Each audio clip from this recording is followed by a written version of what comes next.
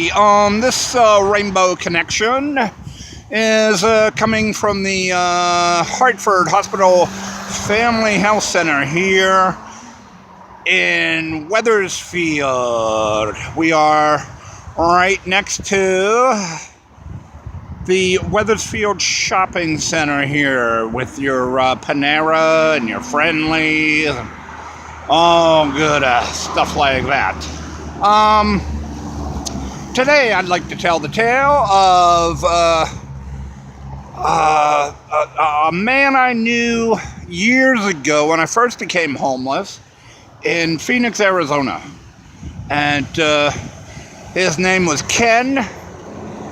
And what made Ken so special for me is that not only was Ken gay, that wasn't special, but Ken was also a Navajo.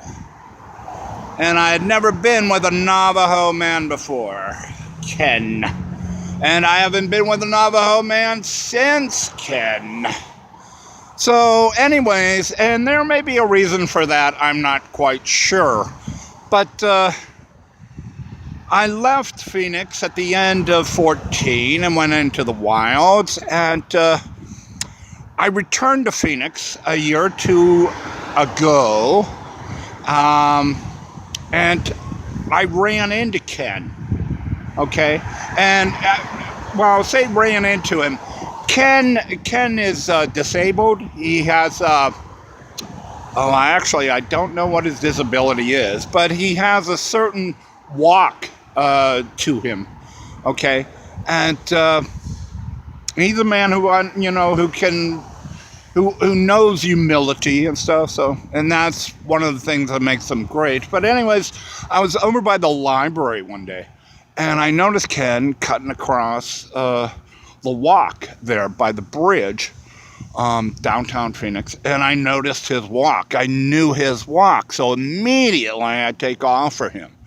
Okay, because it's Phoenix and it's hot, and it's Phoenix and it's hot, and it's not the year for, lesbians or whatever. So I run, I chase after him and I catch up. And he is like over excited to see me. He is like thrilled to see me. Okay. And we have this big hug, embrace, and kiss, and it's like, and like all friends that you run into after a year or two, he says to me, where are you staying?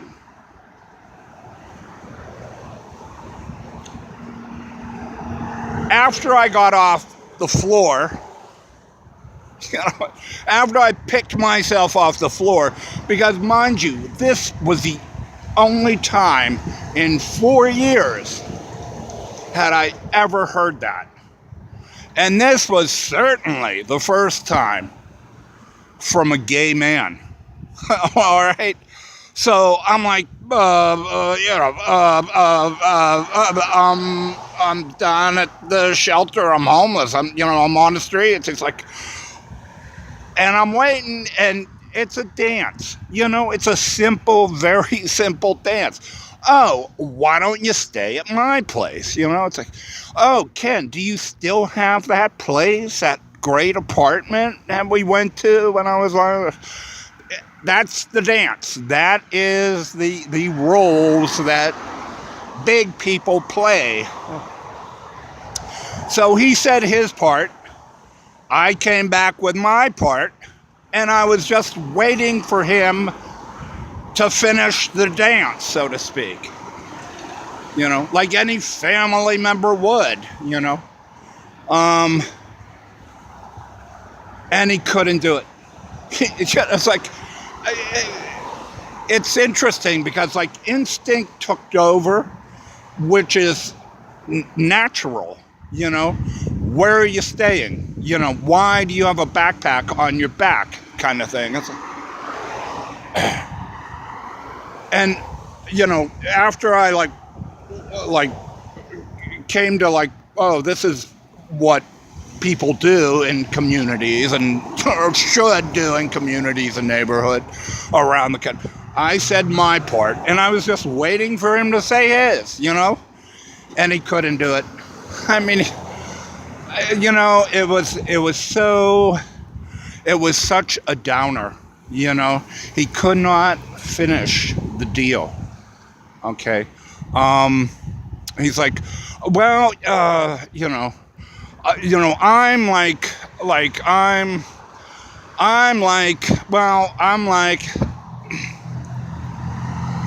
and I thought, okay, well, I'll help him. He's disabled. He's gay. So, I'm like, well, do you still have that great apartment over here by, such and such? He's like, well, yeah, but like, I like, but like, I, but like, but I like.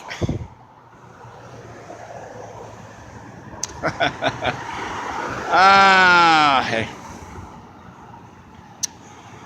So, I said, yeah, okay, fine, Ken, it was good seeing you, and, I'll just stay down at the campus, and, I'll see you around. And that's how we left it. And now for the next, 3 or 4 days, he made a point of running into me at the library, because that's where I'd spend my days, of course. And, and still he couldn't, like, he'd see me and, like, he'd play games and stuff. It was like all the people I knew in the country, that I never had, had sex with, and just playing these games. Like, he couldn't come up to me and say, hey, listen, you don't have to stay on the campus. You don't have to stay down there. Why don't you stay over my place? I meant to say that yesterday, but, it's like, some things were on my mind. He could not do it. He could not do it,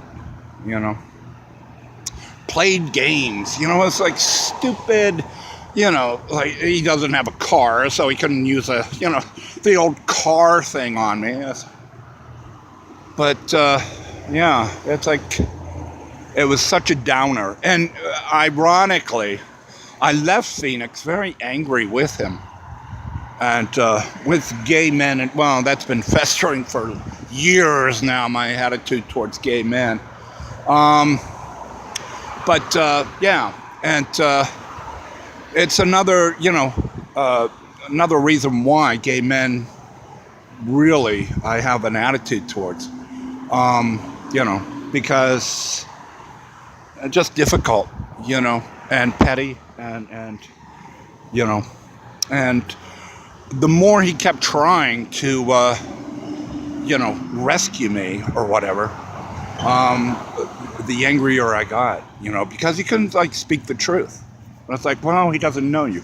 Yeah, we knew each other, It was not a question of trust, And after all those years in the country, putting up with all that, crap gamesmanship, I thought, he was family, and that he was mature enough and adult enough to know the dance. I guess not.